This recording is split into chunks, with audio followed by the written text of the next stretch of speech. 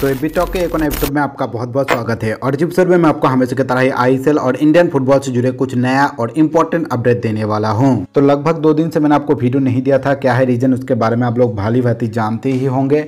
और कुछ दिन और ऐसा चलने वाला है, लगभग 20 दिन, उसके बाद मैं आपको फिर से कंटिन्यू अपडेट देने वाला हूं। लेकिन जब मुझे लगेगा कि बहुत सारा अपडेट आ चुका है तो मैं आपको फटाफट एक वीडियो बनाकर बताऊंगा, जैसे कि आज मैं आपको बताने जा रहा हूं। तो पहला अपडेट है कोमल थटड़ को लेकर। आपको भी पता होगा कि कोमल थटड़ के बारे में एक र्यूमर्स निकल के आया है कि वो एटीके की टीम को छोड़कर जा रहा है यूरोप खेलने के लिए। तो पूरा क्या कहानी है, क्या मामला है, उसके बारे में मैं आपको बता देता हूँ। तो लगभग 2 दिन पहले कोमल थटड़ ने अपने इंस्टाग्राम स्टोरी पर एक पोस्ट डाला था, जहां पर से हमें पता चल रहा है कि कोमल थटड़ 2 नया फुटबॉल एजेंसी के साथ अपना लिंकअप किया है। उनमें से एक है भाई आइकॉन फुटबॉल एजेंसी और उसका एजेंट है अलेक्जेंडर गरेनी, जो इंडिया में अभी काम कर रहा है। बहुत सारा बड़ा बड़ा खिलाड़ी और ले आया था इंडिया में, जैसे कि भाई बार्थोलोम्यू ओग्बेचे, उसके साथ साथ अभी समीर नसरी के साथ बात चला रहा है यही एजेंट अलेक्जेंडर गरेनी। और इन्होंने ही कहा है कि कोमल थटड़ एक बहुत ही अच्छा टैलेंट है जिसको मैं ऊपर देखना चाहता हूँ। एटीके की टीम में रहकर वो अपना टैलेंट वेस्ट कर रहा है। लास्ट सीजन में उनको सिर्फ 6 मिनट टाइम मिला था और गरेनी चाहता है कि वो जाकर यूरोप में खेले और वहाँ से भी कुछ क्लब ने उनके ऊपर इंटरेस्ट दिखाया है, ऐसा सोर्स हमें बता रहा है। फर्स्ट डिवीज़न क्लब नहीं, सेकंड डिवीज़न या थर्ड डिवीज़न क्लब ने कोमल थटड़ के ऊपर इंटरेस्ट दिखाया है, ऐसा गरेनी से हमें पता चल रहा है। तो देखिए भाई, आगे जाकर कुछ भी हो सकता है और मुझे लग रहा है हाँ कि कोमल थटड़ अपना टैलेंट वेस्ट कर रहा है, उनको टाइम नहीं मिल रहा है। दूसरी टीम में भी वो जा सकता था लोन लेकर, क्योंकि भाई देखिए एटीके के साथ अभी भी उनका शायद 1 साल या 2 साल का डील है, उसको तोड़कर उनको जाना पड़ेगा।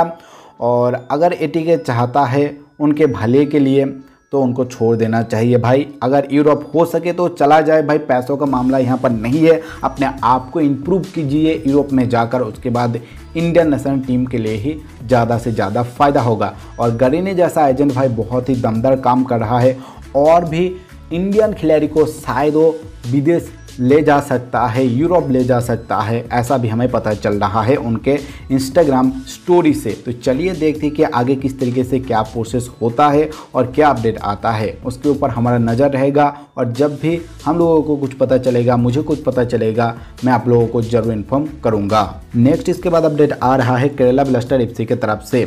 तो बहुत दिन पहले ही मैंने आपको बता दिया था कि मोहन बागान का खिलाड़ी कमरन तुर्सुनव शायद केरला ब्लास्टर एफसी में जा सकता है, ऐसा र्यूमर्स हमें पता चला है। लेकिन अब ये डील ऑलमोस्ट कंफर्म लग रहा है, जब से ही कि वो ऑफिशियल घोषणा हो चुका है केरला ब्लास्टर एफसी की टीम में एज ए हेड कोच। उसके बाद से ही भाई बहुत सारे मोहन बागान का खिलाड़ी पूरी तरीके से झुक चुका है केरला ब्लास्टर एफसी की तरफ। तो चलिए जब हमें ऑफिशियली तुर्सुनव के बारे में पता चलेगा आपको ज़रूर इन्फॉर्म कर दूंगा। लेकिन अभी फ़िलहाल ऑलमोस्ट कंफर्म मान लीजिए, 90% कंफर्म मान लीजिए कि कमरन तुर्सुनव जा रहा है केरला ब्लास्टर एफसी में। और इसके बाद केरला ब्लास्टर एफसी के लिए ही अपडेट आ रहा है, जो कि बैड अपडेट है, क्योंकि केरला ब्लास्टर एफसी ने अभी तक अपने कुछ प्लेयर और कुछ स्टाफ का पेमेंट क्लियर नहीं किया है। कुछ दिन पहले मैंने आपको बताया था कि हैदराबाद एफसी के साथ एक दिक्कत हुआ है और हैदराबाद एफसी के खिलाड़ी और कोचिंग स्टाफ ने ऑलरेडी कंप्लेन कर दिया था एआईएफएफ को, और एआईएफएफ के तरफ से भी वार्निंग मिल चुका है हैदराबाद एफसी को। उनको 15 मई से पहले हर पेमेंट क्लियर करना पड़ेगा। लेकिन केरला ब्लास्टर एफसी के लिए अच्छा बात यह है कि अभी तक खिलाड़ियों और कोचों ने एआईएफएफ को कंप्लेन नहीं किया है। केरला ब्लास्टर एफसी ने कहा है कि हम लोग बहुत जल्दी सारे पेमेंट क्लियर कर देंगे। कोरोना वायरस के आउटब्रेक के चलते ही हर पेपर वर्क क्लियर नहीं हो पाया था और इसीलिए पेमेंट ड्यू था, लेकिन वो कोशिश कर रहा है कि जितना जल्दी हो सके सब कुछ क्लियर कर दे।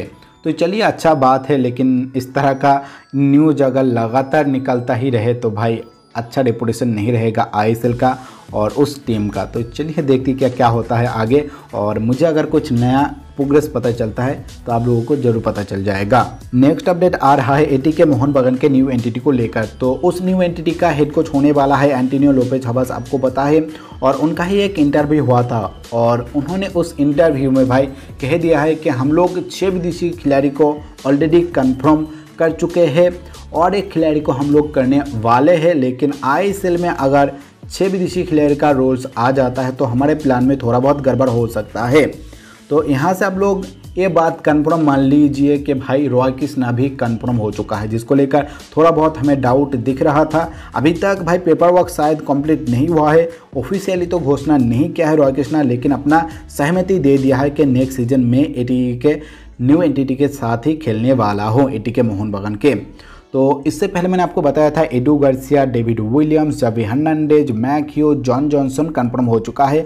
और आप अब लोग यहाँ पर रॉय कृष्णा को भी ले सकते हो। एंटोनी लोपेस हबास के जो बात है वहाँ से हमें क्लियर पता चल रहा है, क्योंकि भाई विक्टर मुंगिल, उसके बाद सोसा मेंडी, ये दोनों खिलाड़ी का कुछ अता पता नहीं है नेक्स्ट सीजन में। और ऑगस्ट गार्सिया को लेकर बहुत ही ज़्यादा डाउट है।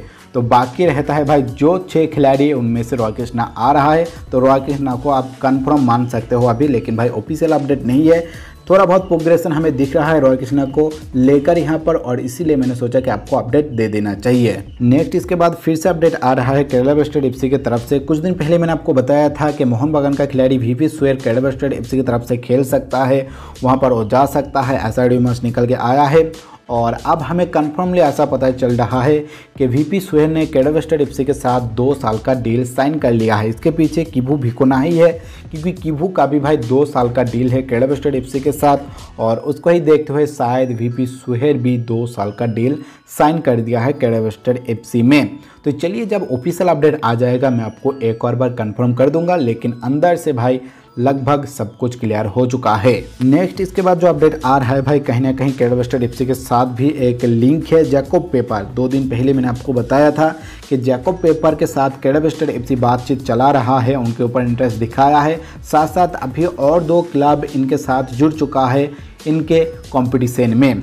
तो पहला क्लब है नॉर्थ ईस्ट यूनाइटेड एफसी, दूसरा है ओडिशा एफसी। और दूसरी तरफ भाई जैकोब पेपर ने भी एक इंस्टाग्राम पर वीडियो डालकर अपना बात रख दिया है। उन्होंने एकदम क्लियर तरीके से बता दिया है कि हाँ, इंडिया के कुछ क्लब के साथ मेरा बातचीत चल रहा है, मैं इंडिया शिफ्ट हो सकता हूँ, लेकिन उससे पहले इंडोनेशिया का जो लीग है वो कैंसिल होने वाला है। अगर वो कैंसिल हो जाता है तो मैं विदाउट कॉन्ट्रैक्ट हो जाऊंगा, मेरे लिए कुछ भी परेशानी नहीं रहेगा दूसरे टीम में शिफ्ट होने के लिए, क्योंकि इंडोनेशिया के जो क्लब है उसका नाम मैं भूल चुका हूं, उनके साथ लगभग 2020 दिसंबर तक इनका कॉन्ट्रैक्ट है। तो उससे पहले तो नहीं आ पाएगा, उससे पहले तो किसी दूसरी टीम में शिफ्ट नहीं हो पाएगा।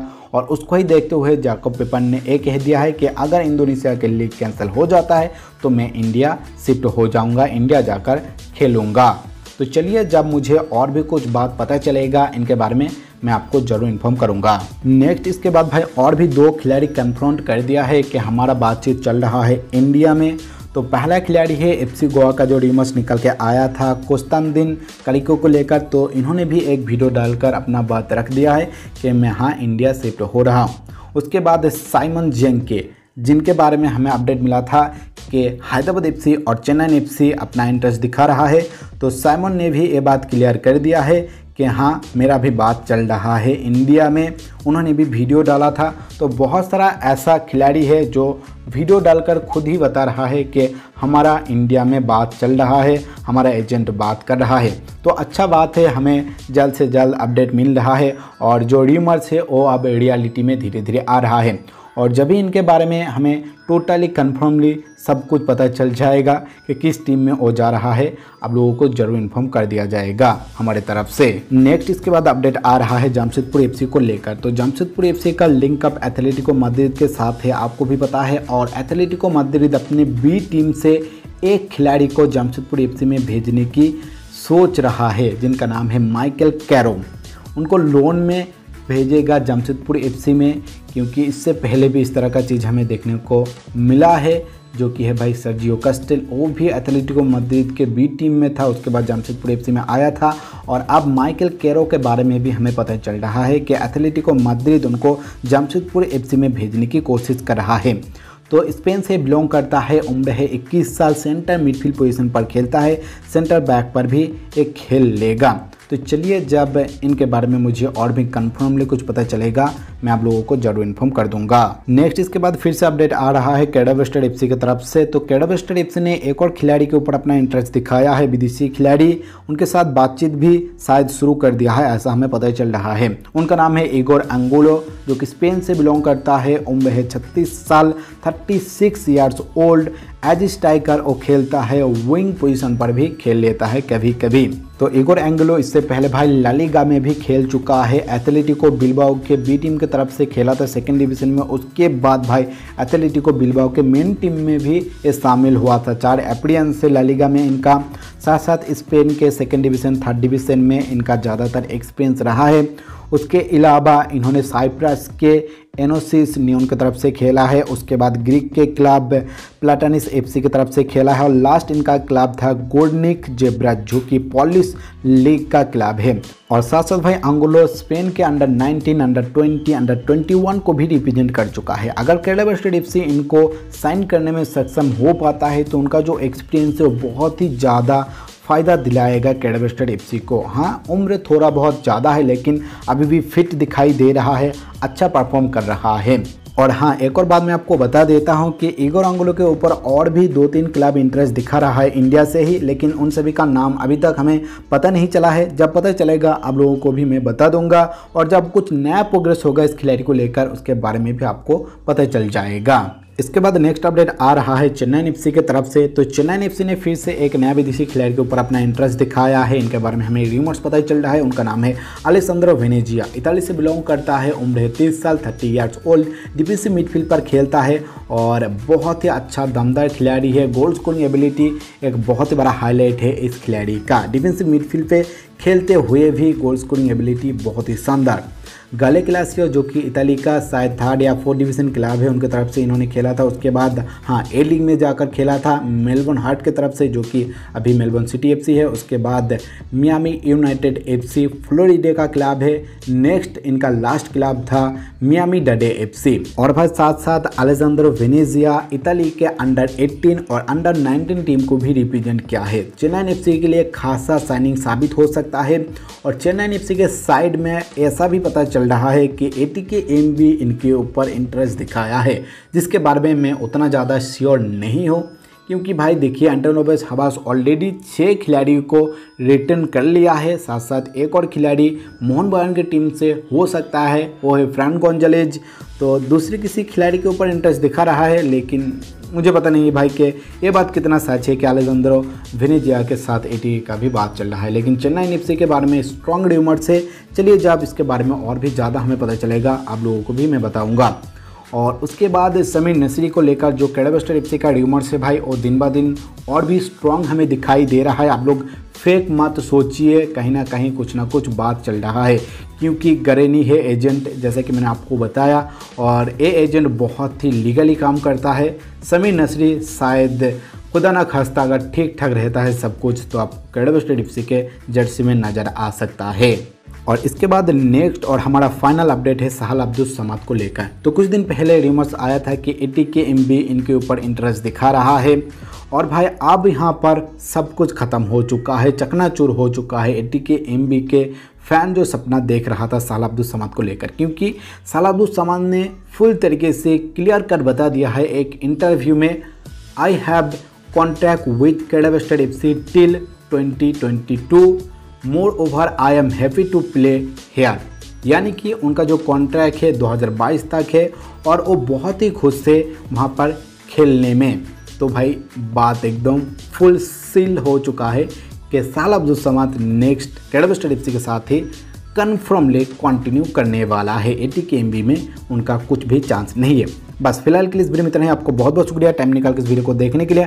अगर आपको वीडियो अच्छा लगे तो लाइक जरूर कर दीजिए, अपने दोस्तों से वीडियो को ज़्यादा से ज़्यादा शेयर कर दीजिए, ताकि उनको भी इस तरह की इंपॉर्टेंट चीज़ों के बारे में पता चले। और आपने अभी तक चैनल को सब्सक्राइब नहीं किया है तो चैनल को सब्सक्राइब करने के बाद बेल आइकन को भी प्रेस कर दीजिए, ताकि आपको फटाफट नोटिफिकेशन मिल जाए जब भी मैं वीडियो अपलोड करूँ।